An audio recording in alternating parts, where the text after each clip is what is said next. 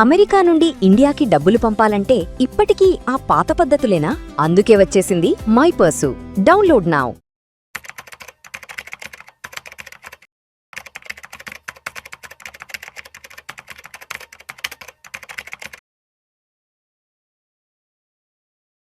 నమస్తే, welcome to Suman TV. నేను విష్ణు. ప్రస్తుతంతో పాటు senior stock market analyst Ramachandramurthy గారు ఉన్నారు. వారితో మాట్లాడదాం.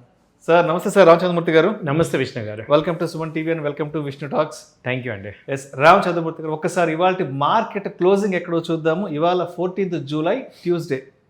సెన్సెక్స్ విషయానికి వస్తే 561 పాయింట్ల నష్టంతో 77,054 వద్ద క్లోజ్ అయింది. నిఫ్టీ విషయానికి వస్తే 158 పాయింట్ల నష్టంతో 24,052 వద్ద క్లోజ్ అయింది. బ్యాంక్ నిఫ్టీ విషయానికి వస్తే 669 పాయింట్ల నష్టంతో 57,462 వద్ద క్లోజ్ అయింది. సో మొత్తానికి వార్కి సంబంధించి ట్రంప్ ఇచ్చిన మరొక వార్నింగ్తో మార్కెట్లు అయితే మాత్రం నష్టాల్లోకి వెళ్ళిపోయాయి.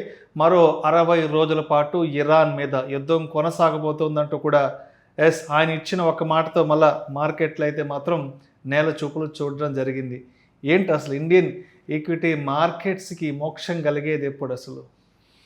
యాక్చువల్గా సార్, మొన్నటిదాకా ట్రంప్ పీస్ అగ్రిమెంట్ అన్నారు, ఇరాన్ యుఎస్ వార్ తగ్గిపోయింది అన్నారు.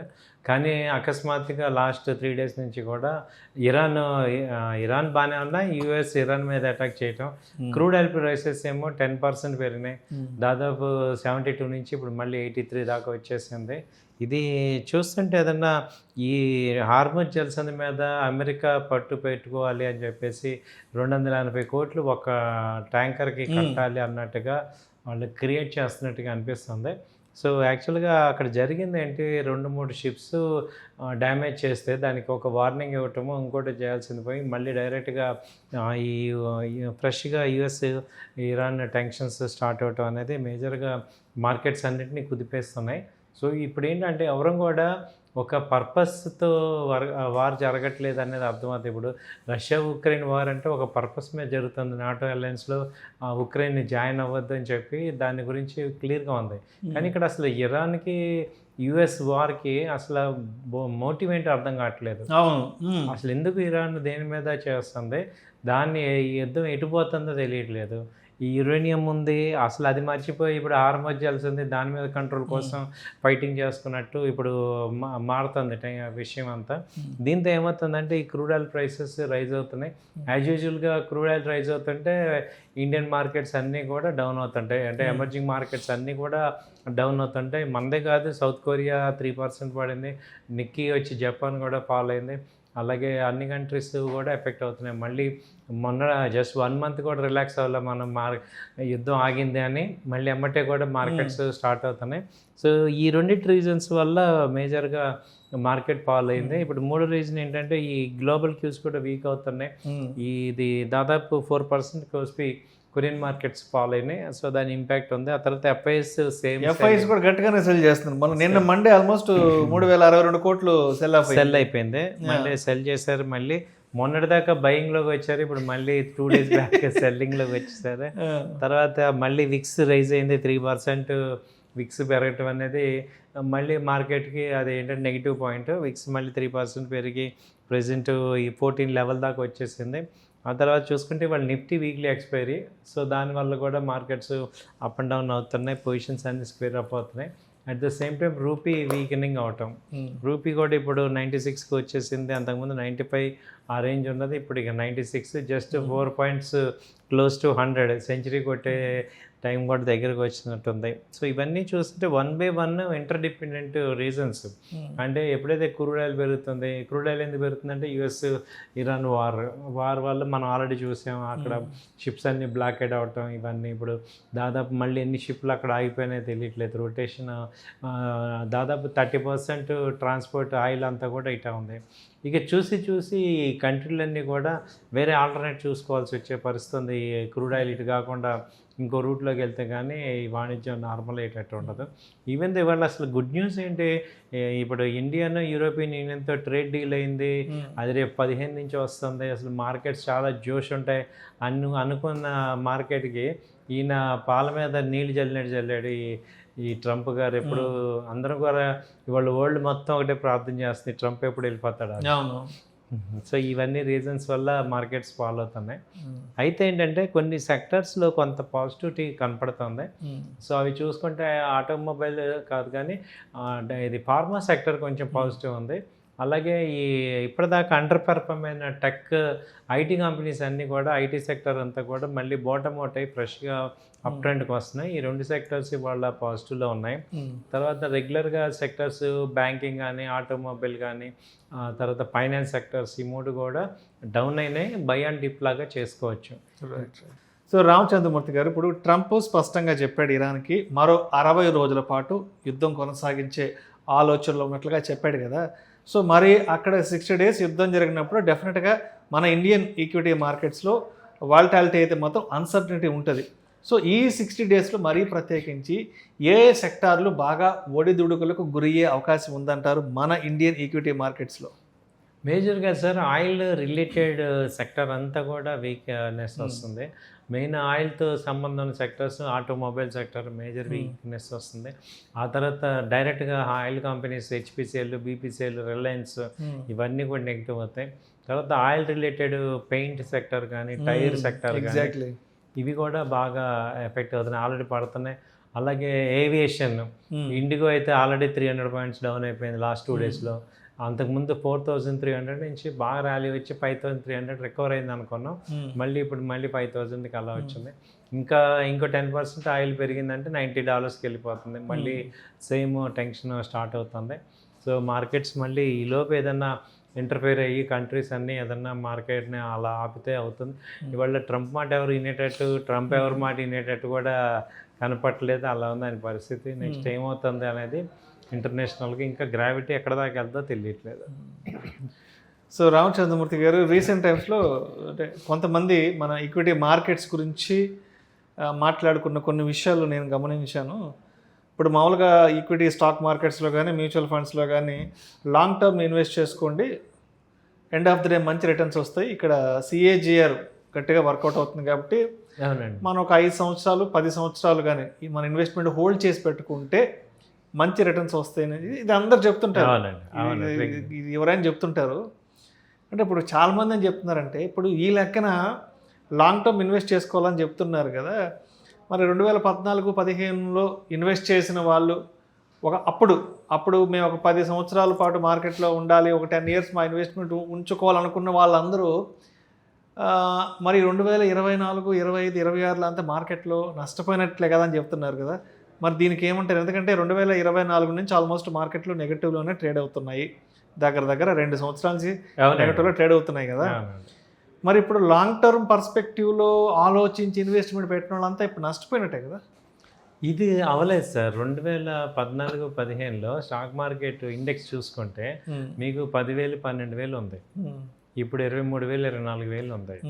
మీరు ఏది తీసుకున్నా ఇప్పుడు టాప్ అంటే ఇన్వెస్ట్మెంట్లో కూడా ఒక పాయింట్ ఉంది. ఏ కంపెనీ పడితే ఆ కంపెనీ బ్లైండ్గా కొంటే మళ్ళీ లాస్లోకి వెళ్తుంది. సో గ్రోయింగ్ కంపెనీ ఇప్పుడు టీసీఎస్ 50% ఫాల్ అయినా కానీ ఇది 2014 కన్నా ఎక్కువే ఉంది. వర్స్ట్ పర్ఫార్మెన్స్ ఇచ్చిన సెక్టార్స్ లీడింగ్లో చూసుకుంటే ఐటీ కంపెనీస్. ఐటీ బాటమ్ తీసుకుంటే 2014 రేంజ్కి ఇంకా ఫాల్ అవ్వాల, ఆ రేంజ్లోనే ఉంది. ఇప్పుడు M&M 2014లో 700, 600 అలా ఉంది. ఇవాళ 3,000 అయింది. టీవీఎస్ మోటార్ 3,000 అయింది. హీరో మోటార్ 6,000, 5,000 దాకా అయింది. అంటే నేను అనేది, మీరు మంచి క్వశ్చన్ అడిగారు. ఇప్పుడు లాంగ్ టర్మ్ ఇన్వెస్ట్మెంట్ అని చెప్పేసి నేను స్విట్జర్లాండ్ కొన్నాను అనుకోండి, అది అక్కడే ఉంది. GMR ఎయిర్పోర్ట్ కొన్నాను అనుకోండి, అక్కడే ఉంది. మనకి నెగిటివ్ రిజల్ట్స్ వచ్చాయి. ఎస్ బ్యాంక్ కొన్నాను అనుకోండి, అలా ఉన్నాయి. అలా కాకుండా ఇప్పుడు టాటా స్టీల్ కొన్నాం, డబుల్ అయిపోయింది. ఇప్పుడు మీరు ఏదైనా ఫ్రంట్ లైన్ టాప్ 200 కంపెనీస్లో మనం ఇన్వెస్ట్ చేసుకుంటున్నాం, అన్నీ కూడా బాగా పెరిగినాయి. ఈవెన్ SBI చూడండి, 2014లో అది ₹200, 220 ఉంది. ఇప్పుడు 1,100 ఆ రేంజ్కి వచ్చింది. సో ICICI బ్యాంక్ కూడా అంతే ఉంది, 250 అలా ఉండేది. మేము 2014 మేము ఉన్నాం కాబట్టి నాకు ఆ రేట్లు గుర్తున్నాయి. సో ఇప్పుడు చూసుకుంటే 1,200, 1,400 దాకా వచ్చాయి. అట్లీస్ట్ 4-5 times పెరిగాయి మార్కెట్స్తో పాటు. కాకపోతే 2024 నుంచి ఓ 20%, 30% కరెక్షన్ అయితే వచ్చింది. ఈ 1 monthలో పికప్ అయింది మళ్ళీ. సో కాబట్టి లాంగ్ టర్మ్ ఇన్వెస్ట్మెంట్లో ఇక్కడ ఏమైందంటే 2014 నుంచి 2020 కరోనాలో చాలామంది ఎగ్జిట్ అయిపోయారు. కోవిడ్ ఇనిషియల్ డేస్ లో ఫస్ట్ మార్చ్ ఏప్రిల్ మే ఆ టైంకి ఆ టైంలో అందరూ కూడా మార్కెట్ క్రాష్ కదా, బిగ్గెస్ట్ క్రాష్ 6,000 టచ్ అయింది కూడా అప్పుడు. సో ఆ ఫాల్లో ఎమోషనల్గా ఉన్న వాళ్ళందరూ అక్కడ ఎగ్జిట్ అయిపోయారు. సో మళ్ళీ ఫ్రెష్గా 2020 కొత్తగా ఇన్వెస్టర్స్ రావటమే కానీ 2014 ఉన్న వాళ్ళకి అంత హార్ట్ ఉండదు, ఇది ఉంచుకుందాం లాంగ్ టర్మ్ అని. ఎవరికి ఉంటుంది అంటే మ్యూచువల్ ఫండ్స్లో ఇన్వెస్ట్ చేసి, అంటే డైరెక్ట్గా ఈక్విటీలు ఇన్వెస్ట్ చేసి రోజు కళ్ళ ముందు కనపడుతూ మన వీడియోలు అన్నీ చూసిన వాళ్ళకి జనరల్గా ఎమోషనల్ అయిపోతారు, అంత లాంగ్ ఉంచుకోలేరు.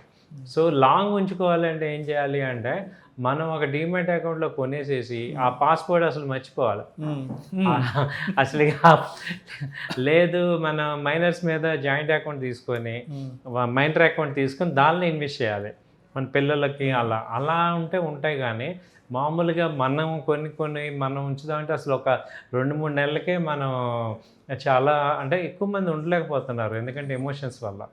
అదే మ్యూచువల్ ఫండ్స్ కానీ అలాంటి లేదా ఫండ్ మేనేజ్మెంట్ ఇచ్చిన, ఈవెన్ మోతీలాల్ ఫండ్ మేనేజ్మెంట్ కూడా బాగానే వచ్చాయి 2014 నుంచి ఇప్పటికి చూసుకుంటే. పిఎంఎస్లో బాగానే వస్తాయి, ఏ పిఎంఎస్ అయినా కానీ. సో బాగానే వచ్చాయి అవన్నీ. సో కాబట్టి లాంగ్ టర్మ్లో మనం చేయలేం, కానీ ఇన్వెస్ట్మెంట్స్ మ్యూచువల్ ఫండ్స్, ఈటీఎఫ్స్, అలాగే ఫండ్ మేనేజ్మెంట్, పిఎంఎస్ ఇవి వర్కౌట్ అవుతాయి. రైట్. అండ్ ఇంకొక విషయం కూడా స్పష్టంగా చెప్పాలి రామచంద్రమూర్తి గారు ఈ సందర్భంగా. ఇప్పుడు నెక్స్ట్ 1-2 మంత్స్లో పెద్ద ఐపీఓలు రాబోతున్నాయి. One of the biggest market leaders ఐపీఓలు రాబోతున్నారు. చాలామంది లిస్టెడ్ అన్లిస్టెడ్లో అంతా ఇన్వెస్ట్ చేయడానికి అయితే రెడీగా ఉన్నారు కదా. మరి ట్రంప్ ఏమో నిన్న మొన్న చెప్పేసేసాడు, మరో 60 రోజుల పాటు నేను మళ్ళీ ఇరాన్ మీద యుద్ధానికి వెళ్ళబోతున్నానంటూ కూడా ఆయన ఒక క్లారిటీ ఇచ్చేసాడు మార్కెట్లకు డైరెక్ట్గా. ఆయన క్లారిటీ ఇచ్చేసాడు కాబట్టి ఇప్పుడు ఐపీఓల వేవ్, ఐపీఓల బజ్జు పెద్ద ఎత్తున రాబోతుంది. కాబట్టి ఇప్పుడు ఈ 60 days వార్ వర్సెస్ ఈ ఐపీఓ మార్కెట్ ఎలా చూడాలి, ఎలా జాగ్రత్తగా ఉండాలి చెప్పండి. యాక్చువల్గా అంటే వాళ్ళ ట్రంప్ వర్డ్స్ని బిలీవ్ చేయలేకపోతున్నాం గట్టిగా, ఎందుకంటే ఒక స్టాండ్ మీద ఆయన ఉండట్లేదు. రెండోది ఏంటంటే ఆయన ఉన్న స్టాండ్ని మిగతా కంట్రీస్ ఏవి కూడా అంత ఇప్పుడు వార్ చేయి అంటే సపోర్ట్ చేసే పరిస్థితులు ఎవరు లేరు. ఈవెన్ ఓన్ అమెరికన్ పీపుల్ కూడా యాంటీగా ఉన్నారు, సెనెట్ యాంటీగా ఉంది, అలాగే కోర్టు ఫెడరల్ రిజర్వ్ బ్యాంక్ కూడా యాంటీగా ఉంది. సో ఏ కంట్రీ కూడా అంత ఈజీగా లేదు, ఎందుకంటే ఇవాళ వార్ చేయటం వల్ల అందరూ మిగతా కంట్రీస్ అందరూ సఫర్ అవుతున్నారు. కాబట్టి ఎట్టి పరిస్థితుల్లో 1 week లోపల కంప్లీట్గా మళ్ళీ క్లోజింగ్ పాయింట్ తీసుకురావటం గ్యారంటీగా ఉంటుంది. ఎందుకంటే ఇవాళ వార్ జోన్లో ఆల్రెడీ మిగతా ప్రపంచం అంతా సఫర్ అవుతుంది. కాబట్టి ఇది నా ప్రగల్భలే కానీ ప్రాక్టికాలిటీకి దూరంగా ఉన్నాయి. ఎందుకంటే అవసరమైతే మిగతా వాళ్ళు ఇంటర్ఫియర్ అయ్యి వార్ నాపే పరిస్థితి ఉంది. అటు ఇరాన్కి కానీ, ఇరాన్కి చైనా చెప్తే ఏంటుంది, రష్యా చెప్తే ఏంటుంది, అటు అమెరికాకి ఏమో యూరోపియన్ యూనియన్ చెప్తే కంపల్సరీ వినాలి. ఈవెన్ గల్ఫ్ కంట్రీస్ కూడా they are not interested. So వాళ్ళు మళ్ళీ కొత్త వార్ తెచ్చుకుంది, ఎందుకంటే సప్లై అంతా డిస్ట్రప్షన్ అయిపోయింది. అంటే మనకి ఎంత క్రూడ్ ఆయిల్ రేటు పెరిగినంత మాత్రాన సప్లై కూడా ట్రాన్స్పోర్ట్ చేయాలి కదా, కాబట్టి వాళ్ళు చేసే పరిస్థితుల్లో లేరు. కాబట్టి ఇవి ప్రగల్భాలే తప్ప ఏమీ లేదు. ఐపీఓ బిజ్ అయితే బాగా వస్తుంది, ఎందుకంటే ఈసారి ఎన్ఎస్సిది కానీ తర్వాత పెద్దవి ఒక 7-8 ఉన్నాయన్నమాట. మంచి ఐపీఓ లీడర్స్ అందరూ వస్తున్నారు. సో ఐపీఓ బిజ్ అయితే బాగానే ఉంది. అంటే ఇక్కడ ఇండియన్ పీపుల్ దగ్గర డబ్బులు లేక కాదు, అందరూ కొంటున్నారు. కాబట్టి ఇండియన్ మార్కెట్లో మనీ కానీ, ఇండియన్లో గ్రోత్ కానీ అంత బాగుంది. కానీ సో ఇది ఏంటంటే ఒక 1 month 1 week 10 daysలో మళ్ళీ నార్మల్ అయ్యే ఛాన్సెస్ కనపడుతున్నాయి. కాబట్టి అంత వరీ అవ్వాల్సింది ఏం లేదు. అంటే ఇప్పుడు రాబోతున్న ఐపీఓల మార్కెట్లకి, రాబోతున్న ఐపీఓల వేవ్కి ఈ ట్రంప్ ఇచ్చిన వార్నింగ్ అనేది పెద్ద అడ్డమైతే ఏం కాదు. నేను అనుకోవటం ఏంటంటే ఆయన మాట మీద నిలబడే మనిషి కాదు కాబట్టి ఒక 1 weekలో మాట తప్పుతాడు, అది నార్మల్ అది. సో కాబట్టి పెద్ద ఇబ్బంది ఏమీ లేదు, ఒక 1 weekలో మళ్ళీ మామూలు అవుతుంది. నేను అనుకోవటం ట్రంప్ కూడా ట్రేడింగ్ చేస్తున్నారేమో అని కూడా